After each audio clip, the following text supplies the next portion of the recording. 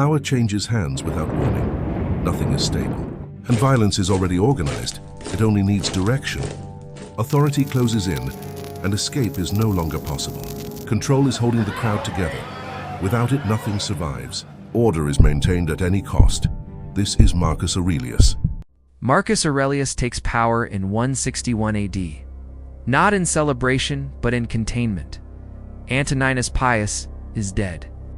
The longest stretch of internal calm Rome has known in generations ends quietly, and the weight passes to a man who does not want it, but understands refusal would fracture the state. The Senate confirms him emperor, but Marcus halts it and demands Lucius Verus's rule beside him. This is risk management, not humility. The empire is too large, too strained, to be carried by one man alone. The first problem is loyalty. The Praetorian Guard has decided emperors before. Marcus does not test them. He secures them. A massive donative is authorized. The Guard swears allegiance. Rome breathes again. Marcus assumes the highest religious office and the responsibility of holding the civic order together. Lucius embraces the public side of rule. Marcus absorbs the administrative core. The division is immediate and revealing. Within months, the city is hit by catastrophe. The Tiber floods its banks and tears through low ground. Food stores rot, livestock drowns, famine follows, and disease comes in its wake. Marcus releases grain reserves, opens the treasury, and suspends display. There are no grand gestures. Survival comes first. At the same time, an earthquake devastates Cyzicus in Asia Minor. Aid is sent despite the cost. The imperial balance sheet begins to bleed. The eastern frontier collapses next. Parthia moves into Armenia, overturning the long-standing buffer that protects Roman interests. Roman governor advances recklessly, is surrounded, and destroys himself rather than surrender. His legion vanishes with him. Syria is exposed. Marcus recognizes the danger and makes a calculated decision.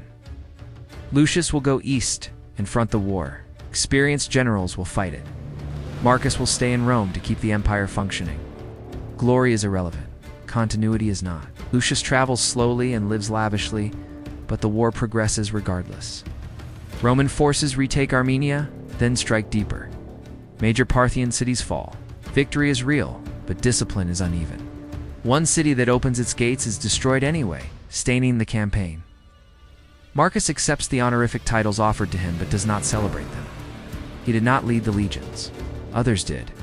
While armies fight, Marcus governs, reforming legal procedure quietly and systematically. Protections for minors and orphans are expanded. Manumission rules are refined. Court access is increased. Senators are expected to judge rather than defer responsibility upward. Public registries define legal status across the empire. No praise, just stability. Plague follows the returning armies, moves faster than policy, and ignores rank. Cities thin, legions weaken. Panic spreads. Marcus responds with structure. Burial laws are enforced. Movement of the dead is regulated. Public fear is contained through order, not promises, and foreign rights are tolerated to ease anxiety.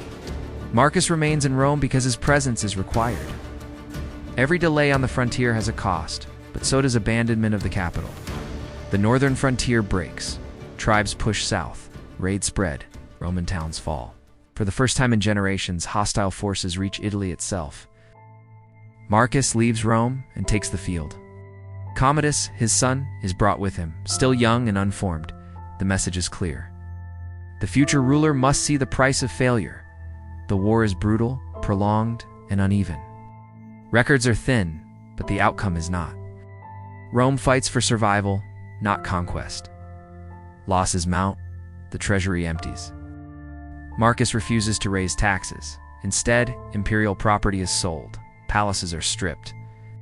Art and luxury are auctioned. Recruitment standards collapse. Former fighters, freedmen, outsiders, and mercenaries are brought in. Coinage is reduced to stretch remaining resources. These decisions are ugly, but they are necessary. Lucius dies suddenly, while returning from the frontier around 169 AD. Rumors spread. Marcus ignores them, arranges the rites, and assumes sole rule without ceremony. The war does not pause. The plague does not recede. Loss becomes routine. Marcus absorbs it without display. Campaigns resume across the Danube. Victories and reversals alternate. At one point, Roman forces are surrounded in extreme heat without access to water. Weather shifts, survival becomes possible again. Stories spread. Later generations argue about causes. Marcus records no miracle. He accepts the outcome and moves forward.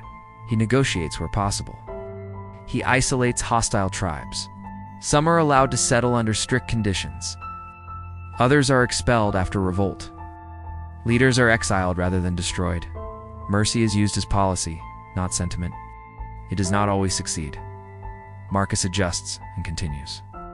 While the Northern War drags on, a trusted commander in the east declares himself emperor in 175 AD. Egypt supports the claim. The grain supply is threatened. This is the most dangerous moment of Marcus' rule. Civil war would break what remains of the empire. Marcus moves immediately. He addresses the army directly, emphasizing loyalty over ambition. Commodus is raised as heir.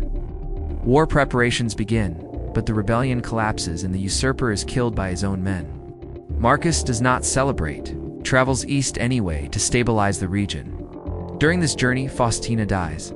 The loss cuts deeply. Marcus honors her publicly and shields her reputation. He does not withdraw from duty.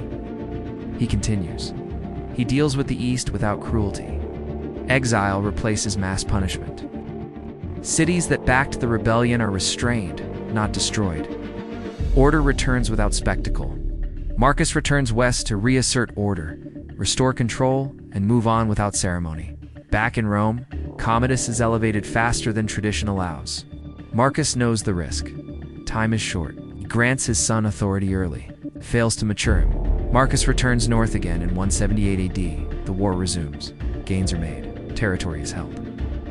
Roman soldiers garrison hostile lands. Pressure is constant. Marcus remains with the army through illness and exhaustion. He judges cases from camps. He issues rulings between marches. Civil authority and military command merge out of necessity. His health declines during the final campaign. He does not return to Rome. In 180 AD, near the frontier, Marcus Aurelius dies with the war unfinished. No final address survives. No staged farewell. The empire passes to Commodus. Marcus leaves behind no declaration of greatness. He leaves systems, precedents, and an expectation few can meet. The peace that followed him does not hold.